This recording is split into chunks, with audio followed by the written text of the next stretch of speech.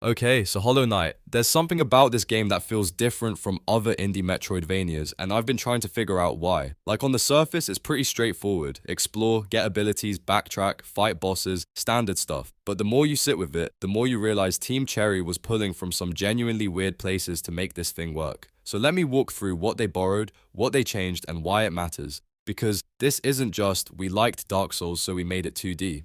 It's more complicated than that. The Metroidvania Foundation. Start with the obvious. The structure comes from Super Metroid and Castlevania Symphony of the Night. That's the DNA, interconnected world, ability gates, backtracking. Games have been copying that formula for decades. Shadow Complex did it, Guacamelee did it, Ori did it. The template works, but most of those games lean into color or humor or emotional storytelling that's pretty direct. Guacamelee is bright and funny. Ori wants you to cry, but in a Pixar way where you know it's manipulating you.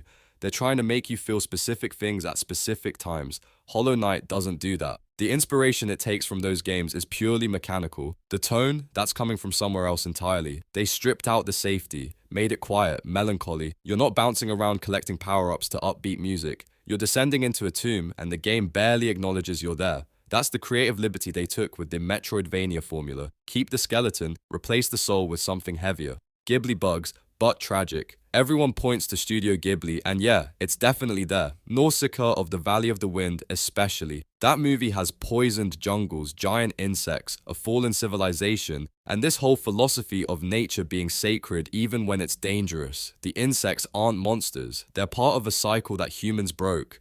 Team Cherry took that visual language. Green Path feels like an overgrown temple. The enemies aren't evil, they're just inhabitants. The Mantis tribe has honor and history. Even Deepness, which is objectively terrifying, feels natural. Like, yeah, this is where spiders live, you're the intruder. But Ghibli usually has hope somewhere in it. Even Nausicaa ends with understanding and potential renewal. Hollow Knight doesn't really do that. It takes the reverence for nature and insects, but removes the optimism. Everything beautiful in Hallownest is also dying or already dead. The creative liberty is making it sacred without making it hopeful. You can appreciate the world while also accepting it's finished. Most games make bugs either gross or comic relief. Hollow Knight makes them feel like they belong to mythology.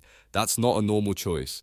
Victorian science meets Gothic architecture. The art style is doing something specific that's easy to miss. The character designs and enemy silhouettes are pulled straight from 19th century entomology illustrations, those old biology textbooks with the detailed beetle engravings, the clean line work, the cross-hatching. Maria Sibylla Merian's work, that whole Victorian scientific documentation aesthetic. It makes the game feel like you're exploring a specimen collection, like Hallownest is already preserved, already catalogued, already studied. You're not discovering it, you're examining the remains. And then the architecture layers on top of that. City of Tears is Gothic cathedrals mixed with Victorian London, rain-soaked stone, arches, spires, stained glass. It's pulling from real European religious architecture, but filtered through this insect kingdom lens. Crystal Peak and the palace grounds? That's Byzantine. Gold leaf, geometric patterns, domes, Eastern Orthodox church energy. The White Palace is pure brutalist sacred geometry. It feels less like a place someone lived and more like a monument to an idea.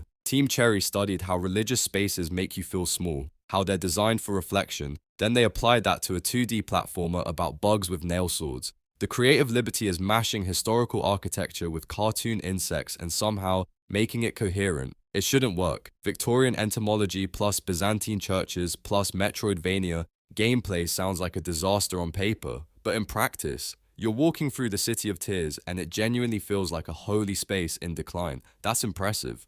The philosophy stuff, this is where it gets dense. Alright, so this part sounds pretentious, but I promise it's actually there.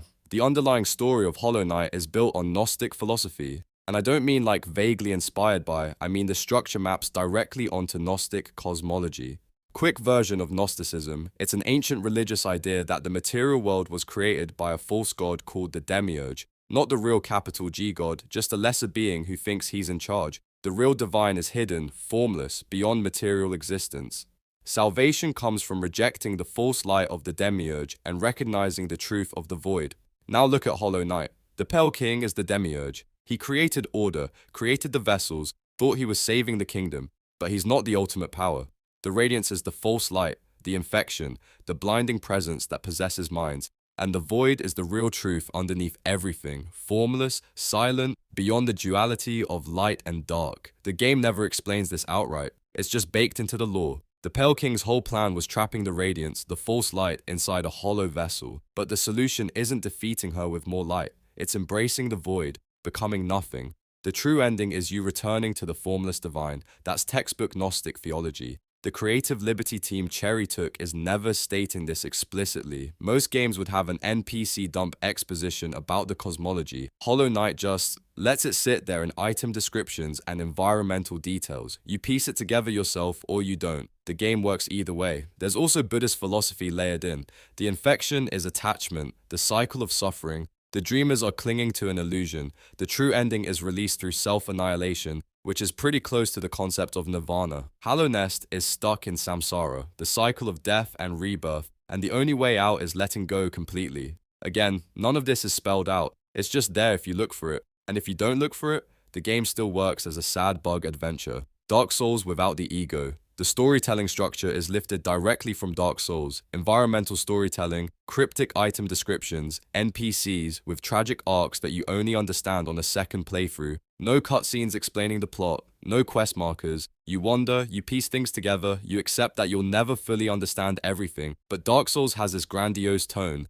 Everything is epic and legendary, and you're fighting gods. There's ego in it. Hollow Knight takes that structure and strips the ego out. You're not a chosen hero, you're a small creature wandering through a dead kingdom. Maybe you matter, maybe you don't. The game isn't interested in making you feel powerful. Capable, sure, but not powerful. The Creative Liberty is using the From Software playbook, but making it quieter, more personal, less about conquest and more about witnessing collapse. You're not there to save Hollow Nest, it's already gone. You're just there to see what happened and maybe, if you're thorough enough, understand why. The sound design nobody talks about. Christopher Larkin's soundtrack is doing something specific that sells the whole atmosphere. It's minimalist piano mixed with ambient drones, mixed with these choral elements that sound almost orthodox Christian.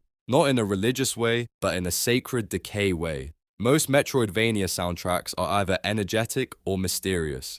Hollow Knight's music is lonely. It sits in the background and reinforces that you're the only living thing in most of these spaces. City of Tears has that rain and that music, and it makes you feel isolated even though the area is full of NPCs.